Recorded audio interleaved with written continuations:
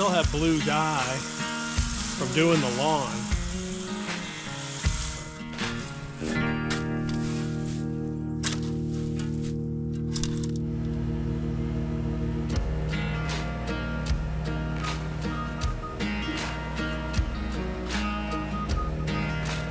I want you to see something. This is the perfect soil. It's dark brown.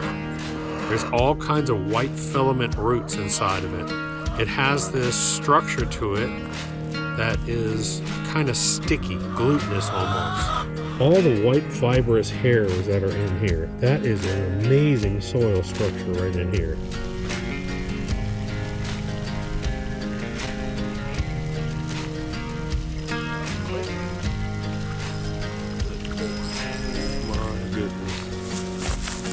I think that may be the biggest one I've ever caught. He is a monster, absolute monster. Okay, so here are the two same soils, 1 to 2 years apart. I'm gonna throw in some alfalfa pellets on top of it too. I'll show you that in a minute. That garden up there last year produced well over 2,000 pounds of produce. Matter of fact, we were taking hundreds of pounds of zucchini and squash up to the goat farm up the road because it was producing so much.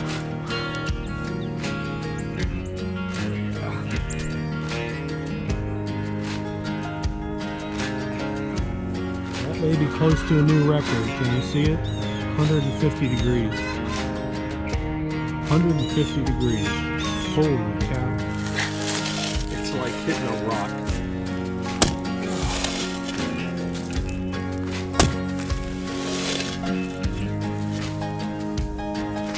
Oh man, look at that. Dark brown. There's earthworms right here. There's one earthworm. There's another earthworm. Man, the chickens would love this. If you ever want to know what the color green tastes like, eat a piece of kale. That's what green tastes like. Nothing makes me happier than a steaming pile of shit. It's one of the little pleasures in life.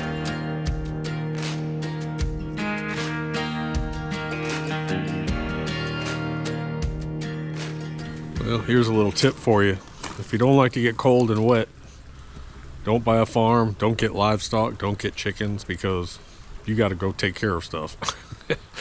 So this is a random hodgepodge video, but one of the things I wanted to just talk about today was the fact that you'll notice that with a lot of the products that I work with Andersons on developing, we're really heavily focused on soil health. That's one of the big keys I've been driving for the past few years. So in other words, it's not just about fertilizers, it's about ways to improve your soil so you can use less and less inputs, less and less fertilizers. So humichar, which is humic acid and biochar, putting that down. Dirt Booster Plus, which you can put out on your lawn, but we also use it in our compost. That took 4 years to get to the final product, including the mycorrhizal fungi spores. And if you don't understand what mycorrhizal fungi does, and especially the endo, not echo, but endo mycorrhizal fungi, that's the key to it. That's the mycorrhizal fungi that attaches to your roots. It brings in water and nutrients to your plants and grass, and in return, your plants give it sugars, basically is how it works. Lawn Alive, this new product. By the way, people keep asking, when can I get Lawn Alive? It's not going to be out till this spring. It's been in development for over a year because you have to get that product to stabilize, because it's a 50% fast release nitrogen, 50% slow release nitrogen, a little bit of iron, but it has 4 species of endomycorrhizal fungi in it to help to improve your soil health. So again, that's not going to be ready. I don't know if it's going to be a month, 2 months, I don't know when, but I'll let you guys know when it's ready. So I came out here as an example. We had that warm spell move in. That's gone. It's getting ready to get really cold. I think the 10-day forecast shows us getting back down to 26 degrees again.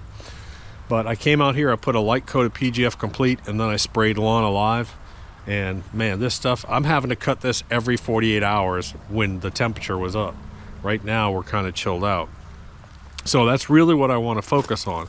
But I want to talk about our compost piles, because that's going to be coming up pretty soon for you guys. you're going to be focused on it, because you need to get those compost piles going if you're going to be having a vegetable garden or even flower garden or whatever. And there's stages of organic matter and how that releases. So as an example, when we put Dirt Booster Plus inside of the compost pile, it dissolves, it gets eaten extremely quickly. It's almost like a fine powder. It's all organic matter. It has corn distillates, it has molasses particles, and it has mycorrhizal fungi, and it has humichar inside of it. But that actually gets eaten up very, very quickly. So when microbes work, just like a human being, any organism, when you go to the gym and you work out, what happens? You sweat, you produce heat. The same thing happens with microbes. When microbes get really active and they start digesting all this stuff, all this organic matter, they actually produce heat, and that's why those piles heat up so quickly. But then I have a second stage that I do, that I've done for years now, which is I put these like larger alfalfa pellets in there. Now those will take a longer time. So I have stage 1, which is quick. I have the alfalfa pellets, and then I put stuff like manure, cow manure, chicken manure, even black cow compost we use, wood chips. You can put wood chips in there, but that's the stuff that takes years to break down. So compost piles, actually inside of your soil, it can take 2 to 5 years, and that will still be breaking down and feeding your soil and feeding microbes. But what we want to do is we want to get it really active about the time that we're going to be planting inside of it and putting it inside of our soil. They're going to sit here and scream at me until I give them some treats and let them out in their run. But we've been actually working on reinforcing some of their fencing areas out here, mainly because of mice. That's the main thing. But the chickens have a tendency to dig under this wire, so we reinforce. I'll show you that in a minute. But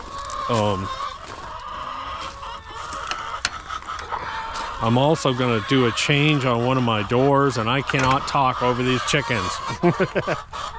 Oh my gosh, you guys. Follow me down, follow me down, follow me down.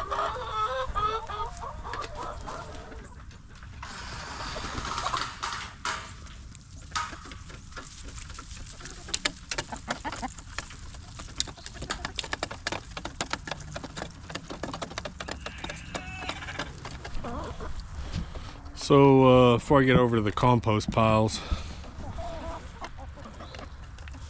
I actually make some little trays, spread them out so that everyone can get their share at it, especially the new girls, the two new girls. The two new girls are doing really well.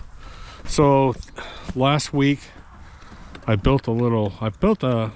few weeks ago I built that little jungle gym out here, and then I put a roofing over it so they can come out here and have a dry spot. That's their feed bin. That's just a gutter I put on. We put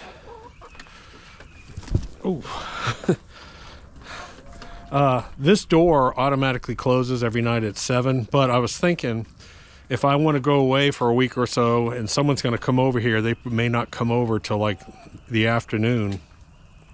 So I'm going to put an automatic door right here, just like I have on the main chicken house. And I'm going to have that door open up like at 8:30 so they can come out here without me having to come up or someone having to let them out. And that I think is a smart idea. So I'll have an automatic door here, one on there. All my chickens, people keep asking, but they're safe at night. The only predators I have hawks and raccoons. We've taken care of the raccoon population. I think we're up to 170 raccoons we took out of that backside. And it's almost impossible now to catch a raccoon, which is perfect. We've got hawk netting over everything, but I did have some mice coming in here. So what we did was we dug this big trench and we put a 1/4 inch wire cloth, and then we went down and then we went out, and then we poured cement along that, and then we wet it, and then we covered it back up. So even if a mouse does dig in there, he actually gets turned around and thrown back out. Also, I have this 2x4 wire.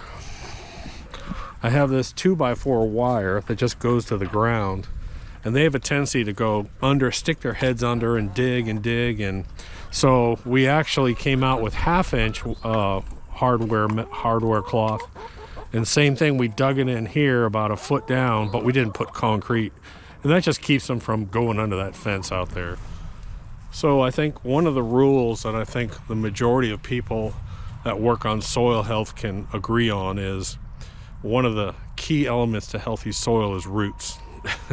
Roots are absolutely important, and if you can maintain roots in the ground at all times, you're going to improve your soil quality so much. So this is my winter garden. I have clover, radish, turnip, cereal rye, and I forgot I planted kale. I actually have some kale coming up.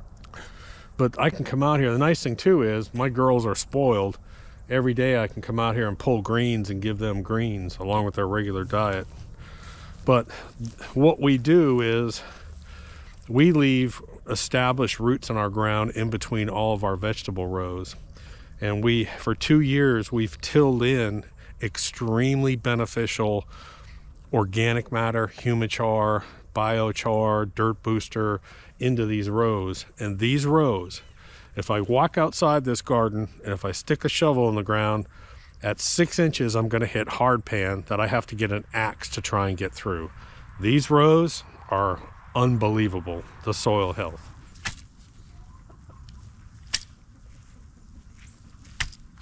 Isn't that gorgeous just to see that steam come off of there? But temperature wise, 138 degrees. So the interesting thing about this is when you do this, the first thing to attack the organic matter, the Dirt Booster Plus and alfalfa, is going to be fungus.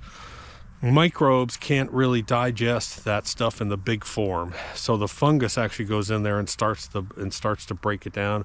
Then the microbes can take over. They do it. The microbes die. They release the nutrients in a form that the plant can use. It's this sort of cycle of life that goes on in a compost pile. 143 degrees now. Gracious, that's just gorgeous. But the 3 stages of particle size that I like to do, or organic matter breakdown. So Dirt Booster Plus is immediate. I mean, within days that stuff gets started. The fungus attacks it, the microbes eat it. That goes to work right away. We send it off to Clemson University every single year, and it comes back. The compost that we make, nutrients are off the chart. They're off the chart. It shows excessive. So you can take this, put it in your garden, and you don't have to use any fertilizers. We have not used fertilizers in our garden for over 4 years now. We've just done this composting method. Then I step up to the alfalfa pellets, and the alfalfa pellets will sit there and they'll go into stage 2. They'll take longer to break down. Then I've got things like composted manure. I've got chicken manure from here. That's the next stage. And then I've got wood chips. And my wood chips are actually old wood chips. And these wood chips will sit there for years and actually break down slowly. So a lot of people think that compost is just a short term, and it's not. Compost will actually sit in your soil and break down for 2 to 5 years. It's a long-term process. So you're building that healthy soil. So that's why we keep saying over and over again is make these, if you have a vegetable garden, flower garden, these compost piles are wonderful. Put them in and they'll last for a year. And especially when you're adding biochar, and when you add biochar into that soil, biochar is a permanent investment. It lasts hundreds of years. And so anyways, everybody's happy. The chickens are happy, the garden's happy, we're happy. We take care of the soil takes care of us, the soil takes care of the chickens. Chickens take care of us, we take their poo, we put it back in the compost pile. It's just this cycle of life that we do. Catch some brim because the bass aren't biting. But I wanted to show you this soil, if you know anything about it, was hard as a rock. You could not get a shovel into it. Solid orange, couldn't get a shovel into it, completely dead when we started. This is now year 2.5, I guess you would say. And I want you to see something. This is the perfect soil. It's dark brown. There's all kinds of white filament roots inside of it. It has this structure to it that is kind of sticky, glutinous almost. It's absolutely gorgeous. It's full of life. I'm only having to do a couple shovelfuls, 1, 2, 3 shovelfuls in here, and I'm getting enough grubs and earthworms. And I'm not concerned about the grubs, but mainly the earthworms is what I'm looking for. But you should see all of the life in this soil. That's what's freaking me out. I think what I'm gonna do is I'm gonna take a little break. And I dug up some worms and I'm gonna go fishing for a little bit. See how long it takes me to lose a hook.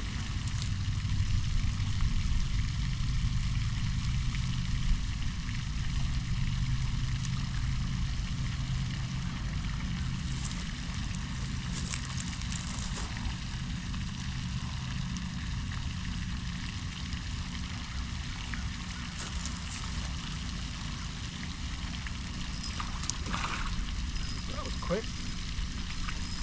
Good Lord, man. Don't drag.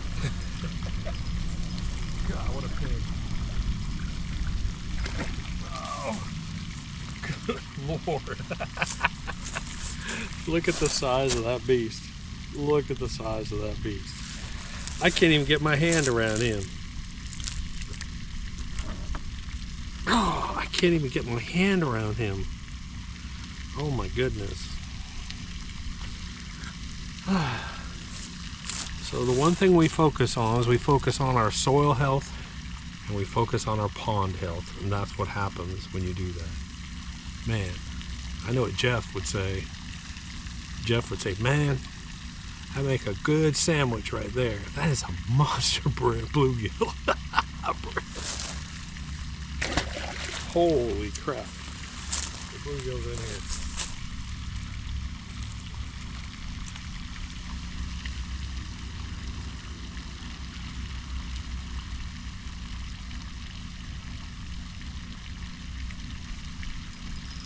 Oh, go again.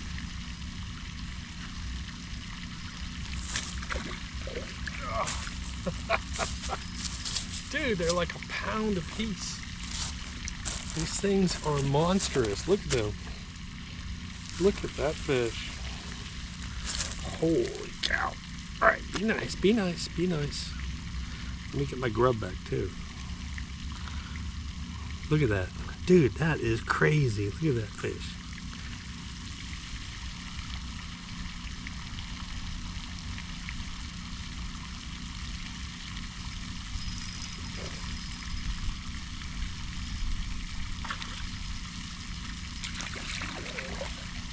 Looks like a shell cracker there.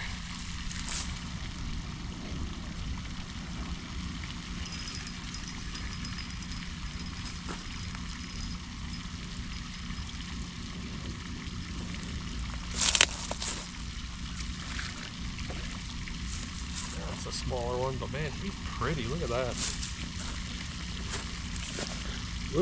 Look at the orange on him, man. Go finally. Oh my gosh.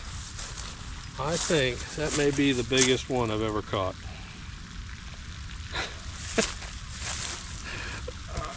I can't get my hand around him. Oh my gosh. Oh my goodness.